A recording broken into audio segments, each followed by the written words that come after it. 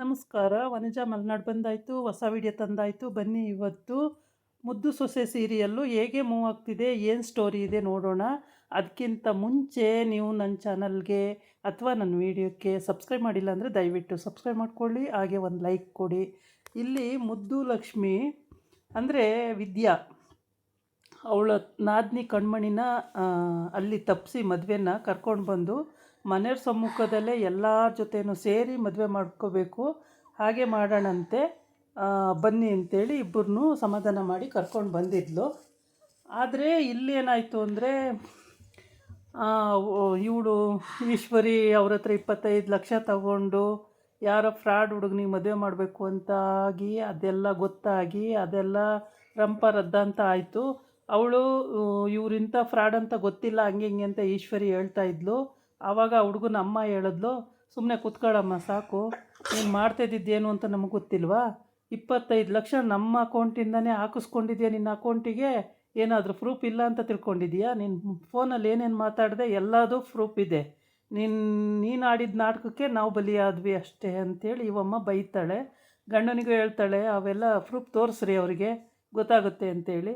ಆವಾಗ ಮನೆಯವ್ರಿಗೆಲ್ಲ ಗೊತ್ತಾಗ್ಬಿಡುತ್ತೆ. ಕಣ್ಮಣಿ ಕೂಡ ಆಶ್ಚರ್ಯಪಡ್ತಾಳೆ, ಏನಿದು ಈ ಥರ ಎಲ್ಲ ಮಾಡಿದಾರಲ್ಲ ಅದು ಚಿಕ್ಕಮ್ಮ ಅಂತೇಳಿ. ಆಮೇಲೆ ಅಯ್ಯಪ್ಪ ಪ್ರೂಫೆಲ್ಲ ತೋರಿಸ್ತಾನೆ. ತೋರಿಸಾದ್ಮೇಲೆ ಕೊನೆಗೂ ಒಪ್ಕೊತಾರೆ. ಅವಳು ಒಪ್ಕೊತಾಳೆ, ಸುಮ್ಮನೆ ಕೂತ್ಕೊತಾಳೆ, ಅವಳದ್ದೇನೂ ನಡೆಯಲ್ಲ, ಸುಮ್ಮನೆ ಕೂತ್ಕೊತಾಳೆ ಈಶ್ವರಿ. ಗಂಡ ನೋಡಿದರೆ ಅಣ್ಣನಿಗೆ ಭಕ್ತನಾಗಿ ಮಾಡ್ತಿದ್ದಾನೆ, ಒಳ್ಳೆ ಬಂಟನ ಥರ ಎಲ್ಲ ಅಣ್ಣ ಹೇಳಿದ ಕೆಲಸ ಎಲ್ಲ ಮಾಡ್ತಾನೆ. ಹೆಂಡ್ತಿ ನೋಡಿದರೆ ಕ್ರಿಮಿನಲ್ಲು.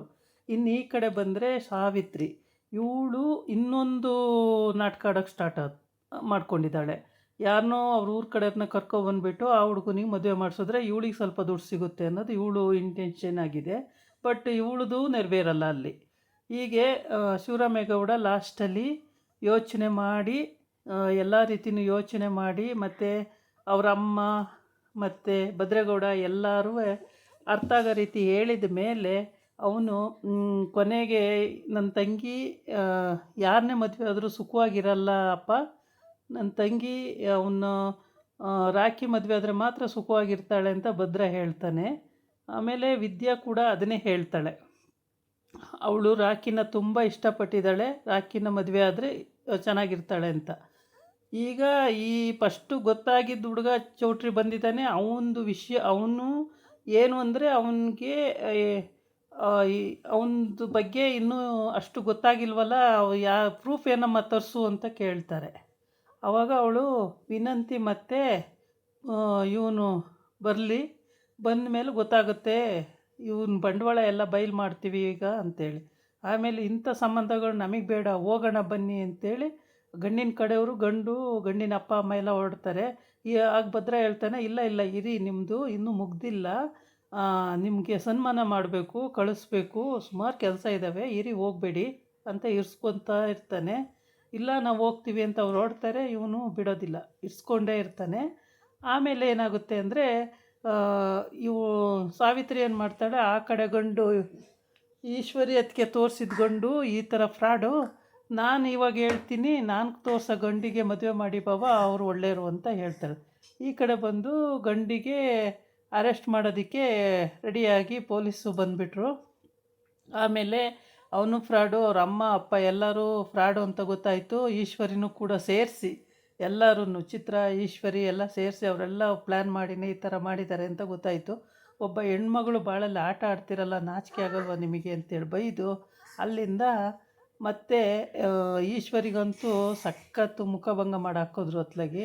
ಗಂಡನೂ ಕೂಡ ಮುಂದಿನ ಎಪಿಸೋಡಲ್ಲಿ ಇವಳಿಗೆ ಒದೆ ಕೊಡೋದಂತೂ ಉಂಟು, ಈಶ್ವರಿಗೆ ಒದೆ ಕೊಟ್ಟು ಆಚೆ ನುಕ್ಕೋದಂತೂ ಉಂಟು. ಆಮೇಲೆ ಇದೇನಾಯಿತು ಅಂತಂದರೆ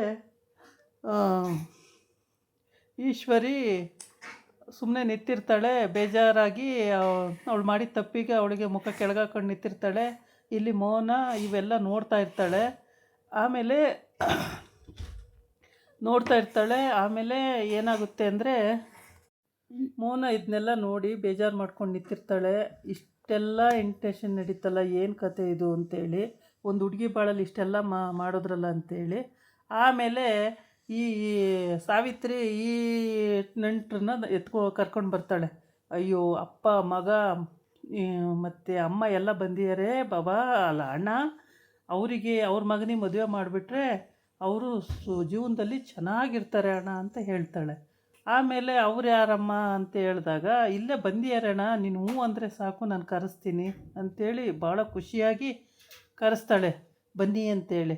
ಅವ್ರು ಬಂದು ನಿಂತ್ಕೋತಾರೆ. ಆಮೇಲೆ ನೋಡ್ತಾರೆ ಹುಡುಗನ್ನ. ಆಮೇಲೆ ಇಷ್ಟೆಲ್ಲ ಆದ್ರೂ ಕಣ್ಮಣಿ ಮದುವೆ ಮಾಡ್ಕೊಳಕ್ಕೆ ಒಪ್ಪಿದ್ದಾರೆ. ಇವ್ರಿಗೆ ಕೊಟ್ಟು ಮದುವೆ ಮಾಡಿಬಿಡೋಣ, ಚೆನ್ನಾಗಿರ್ತಾಳೆ ಕಣ್ಮಣಿ ಅಂತ ಹೇಳ್ತಾಳೆ. ಅದಕ್ಕೆ ಅವು ಏನೂ ಮಾತಾಡಲ್ಲ ಶಿವರಾಮೇಗೌಡ, ಸುಮ್ಮನೆ ನಿಂತಿರ್ತಾನೆ.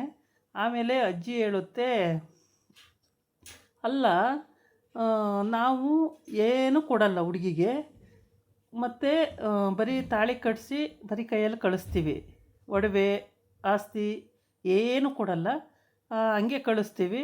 ಮದುವೆ ಹೋಗೋದಾದರೆ ನಮ್ಮದೇನು ಅಭ್ಯಂತರ ಇಲ್ಲ, ಕಣ್ಮಣಿನ ಮದುವೆ ಮಾಡ್ಕೊಂಡು ಹೋಗಲಿ ಅಂತ.